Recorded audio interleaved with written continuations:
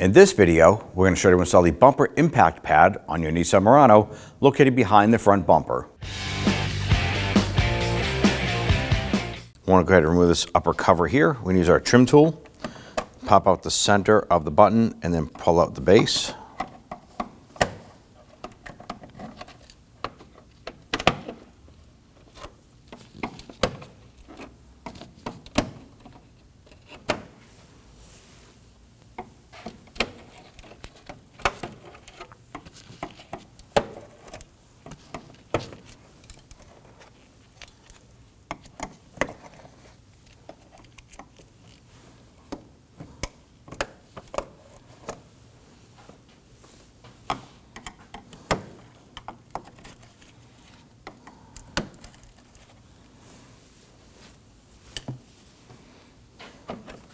Lift up that cover and set it aside.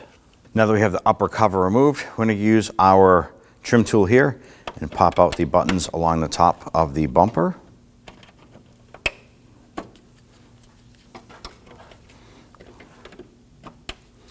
We have the two center ones, and then we have two outer ones here, one here, and then one on the driver's side.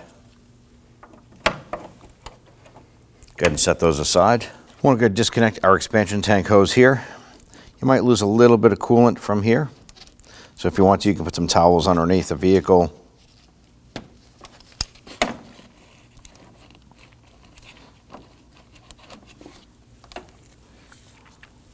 Pull it out of the little retainer. I'm just going to tuck this aside for now. Disconnect this sensor here in the middle. It's going to be a little push tab right here.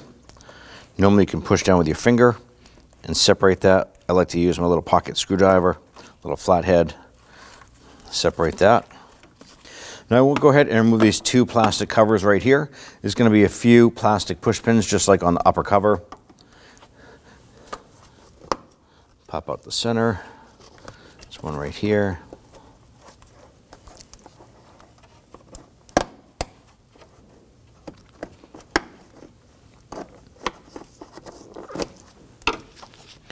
One right here.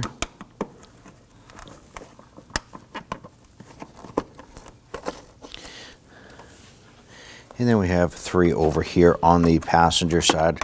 Take care of those as well. Same location, just opposite side.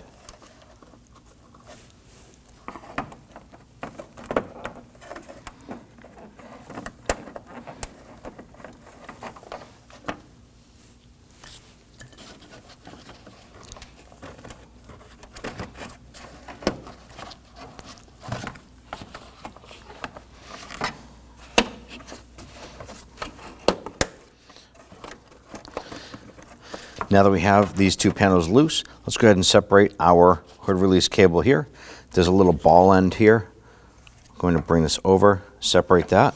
Now that we have the ball end released there, we're going to use our pliers just to pinch on the little tabs right here and pull this through. Pull that cable off to the side. Pull up our trays.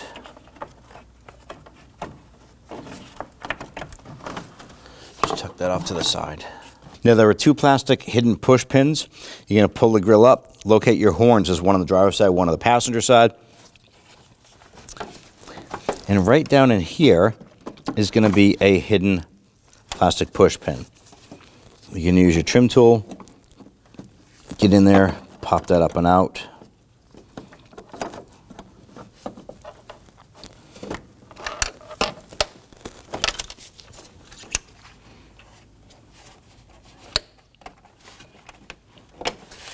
All right, pop that out and repeat for the driver's side.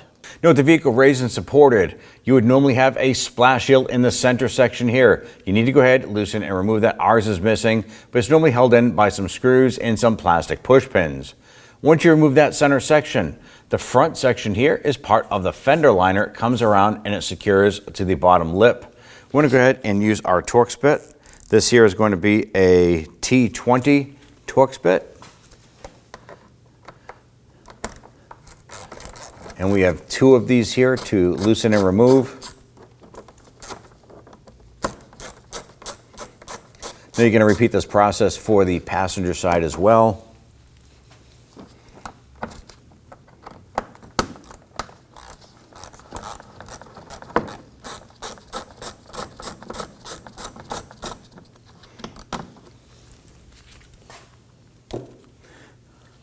If you follow this around, you might find a couple of plastic push pins also securing the fender liner to the bumper. You need to use your trim tool. Go ahead and pop those out.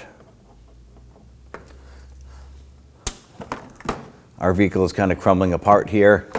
May have been an accident before, so some things aren't secured or attached the way they should be.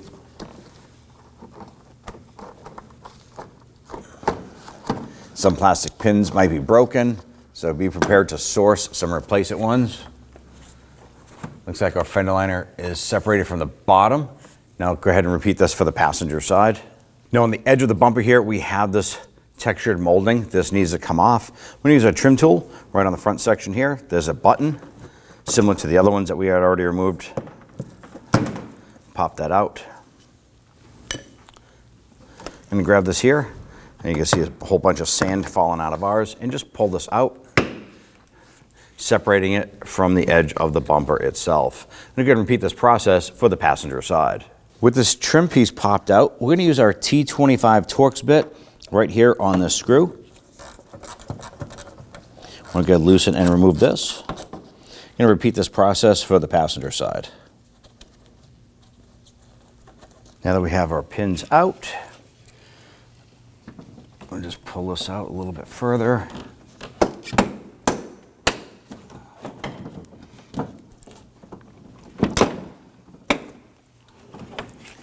All right, slide that forward and set it aside.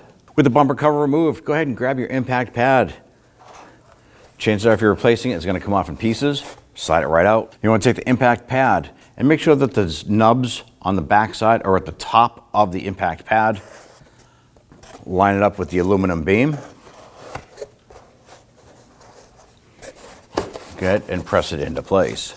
Let's go ahead and bring our bumper up and in. Now in doing this here, it may be beneficial to have someone help you with this here so you don't scratch the paint on your vehicle. But if you position it just right, you should be able to bring the bumper up. And what we want to do is line this up with our headlamp. And line this up and just bop that in like that. We're going to go ahead and do the same on the other side. Now with the bumper installed, we're going to install the two plastic pins that are the hardest ones to do. They're down on the inside where the grill meets the bumper. I'm going to use my needle nose pliers, have the center of the button lifted up. I'm going to feed it in with my pliers.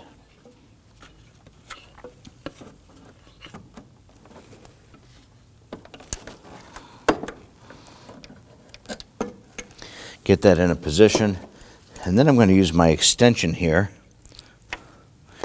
to reach down and press that button in. Okay, that one's installed. I'm going to go and do the same on the driver's side.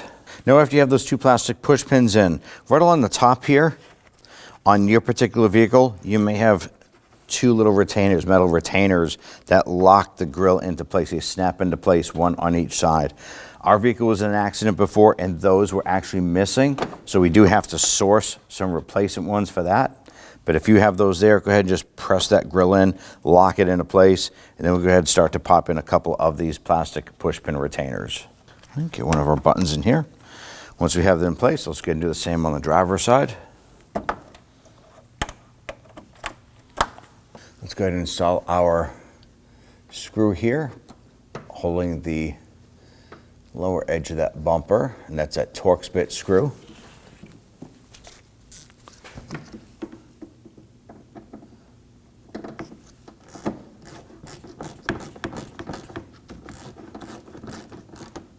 Snug that down.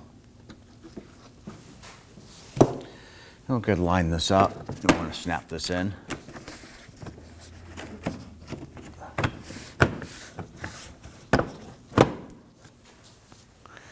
Once we have that set up there, we want to go ahead and get our push pin lined up, popped in.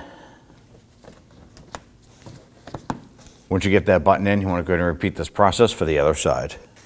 Now you want to go ahead and install the forward lower portion of our splash shield here. This is part of the fender liner.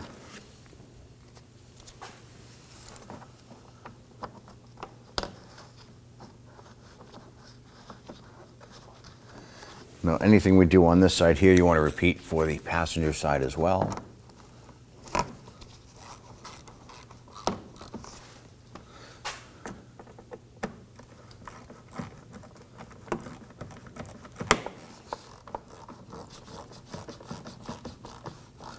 Snug that down. You're probably going to have another plastic push pin that goes over here. It's supposed to go into the fender liner there. Push that up and in. Push that up and in. Repeat this process for the driver's side. And don't forget, after you do this here, get that center splash shield installed on the front lower section. Let's bring our panel over.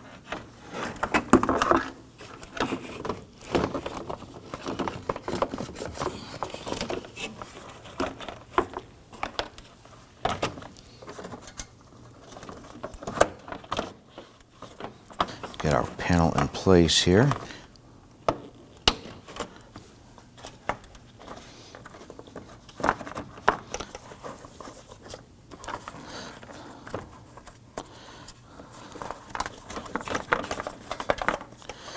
Go ahead and connect my connector here.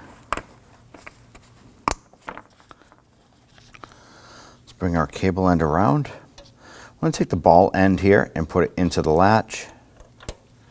And then bring this back and insert. Lock that into place. Now we can go ahead and install all of our plastic push pins.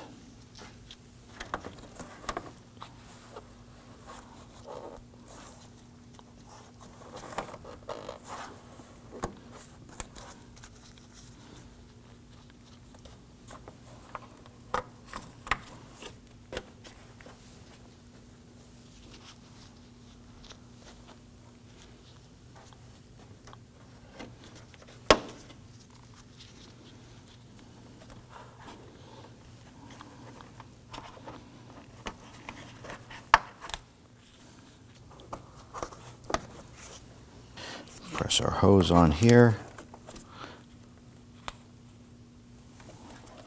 And then pop our hose into the retainer right there.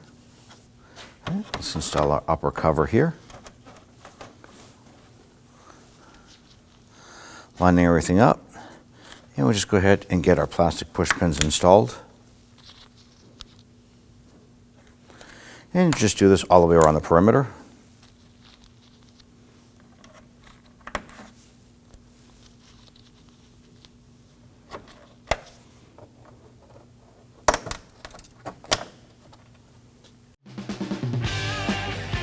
When only the best will do, demand TRQ.